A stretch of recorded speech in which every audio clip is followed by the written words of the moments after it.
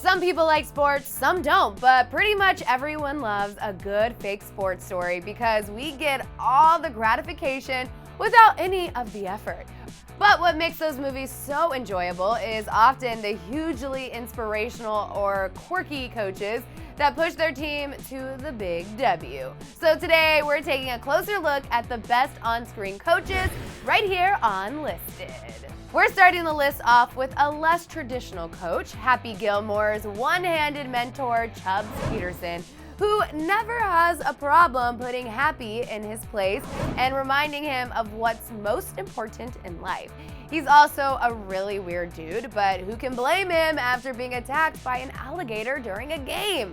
Unfortunately, Chubbs didn't survive the second encounter, but his legacy and memory lived on and still inspired Happy even after death. It truly is impossible to putt without thinking of Chubbs' advice. Come on, work with me now. It's all in the head. Yeah, it's all in the hips. It's all in. While Chubbs thinks everything is all in the hips, Coach Tony D'Amato from Any Given Sunday thinks it's all in the inch. Inches are the basic philosophy behind Al Pacino's character, who says in his famous game day speech that every fight in life is to simply move up the field inch by inch. Tony perseveres through the universal hate his team fans, owner, and players dish out and devotes so much of his time and emotions to the game. Because like he says, at the end of the day, all that matters is that you fight and claw for every inch in life. Feel the rhythm! Feel the rhyme! Get on up! It's bobsled time! Hooray! That everlasting quote from Jamaica's first bobsled team would have never entered pop culture if it weren't for the team's coach, Blitzer. Though the story of Jamaica's first bobsled team isn't fiction, John Candy's character is. Blitzer is a former Olympic medal winner who had his title stripped away when he was caught cheating. He moves to Jamaica to eat and drink his misery away, but is eventually coaxed into helping Jamaica's first bobsled team get to the Olympics. Blitzer teaches the team and audience the importance of self-worth and the desire to win for you and not for the fame and the glory of it all. Because a gold medal is a wonderful thing. But if you're not enough without it, you'll never be enough with it. having a motivating coach is only half the battle. You also want a coach willing to do whatever it takes to win for their team. And that's exactly the philosophy behind Will Ferrell's coach Phil Weston from Kicking and Screaming. Though Phil's coaching career gets off to a slow start, he's able to find his groove with the help of half-calf coffees, recruited Italians, and real-life coach Mike Ditka. Phil teaches his team and the audience that you can always come back after halftime, even if it means throwing chairs, fighting little kids, or disowning your own son.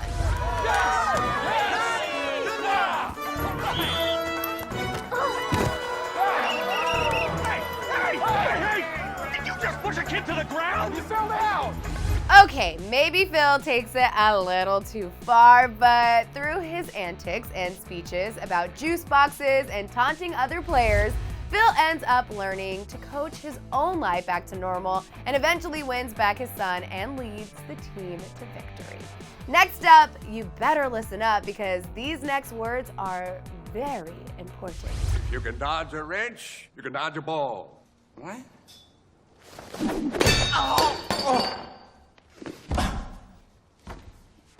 If you don't recognize the coach saying them, maybe you'll recognize him later in life. Patches O'Houlihan from Dodgeball may have an unconventional coaching method, but it proved highly effective and ultimately led his team to victory.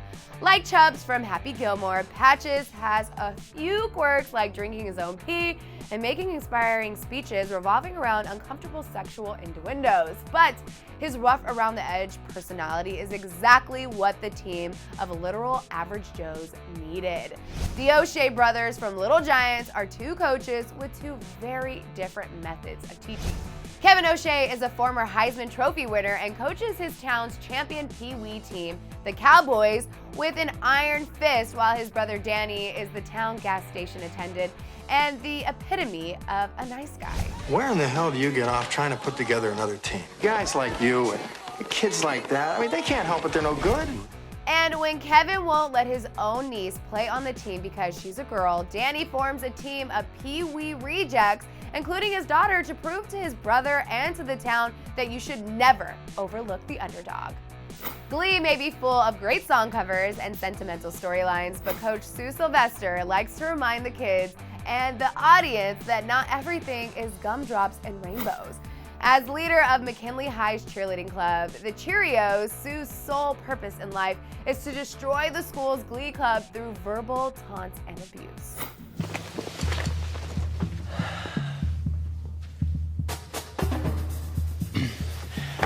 I will destroy you. I'm about to vomit down your back. It's on. Although she appears to be the worst villain ever, she secretly has a soft spot, and her ultimate philosophy seems to be prove me wrong, by inadvertently giving the Glee Club something to constantly root against and triumph over. Sue coaches them into success in their performances and personal lives. Most people remember Coach Gordon Bombay as the leader of the Mighty Ducks in the feel-good movies from Disney. In the original film, Gordon is a former hockey prodigy who turned in his skates for courtroom proceedings after failing to lead his childhood Pee Wee team to victory.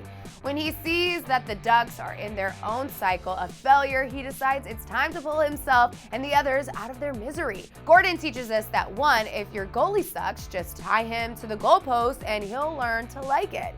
Or 2, uniform changes are always okay. And 3, not only does he lead the kids to victory, he takes them all the way to the Junior Olympics in the second film and teaches the kids a thing or two about self-worth, team bonding, and having a good old time. Quack, quack, quack, quack, quack, quack, quack, quack, quack, quack, quack, quack, quack, no! Like a lot of coaches on our list, Coach Eric Taylor from Friday Night Lights knows what it's like to be the underdog. Though the character was first played by Billy Bob Thornton in the original movie, the TV show that spawned from it went on to inspire audiences for 5 seasons. After leading the Dillon Panthers to victory in the show's first 3 seasons, Taylor is forced to work for the East Dillon Lions to whip their failing football program and students into shape. Right here, God has placed you to do what you do best. Go all the way. And though Taylor's coaching style was meticulous and nuanced with masterful game tactics and reverse psychology, he motivated his players on and off the field, leading them to their own personal victories, making the coach not only an effective leader capable of any victory in the face of adversity, but an effective human being. Clear eyes, full hearts, can't lose.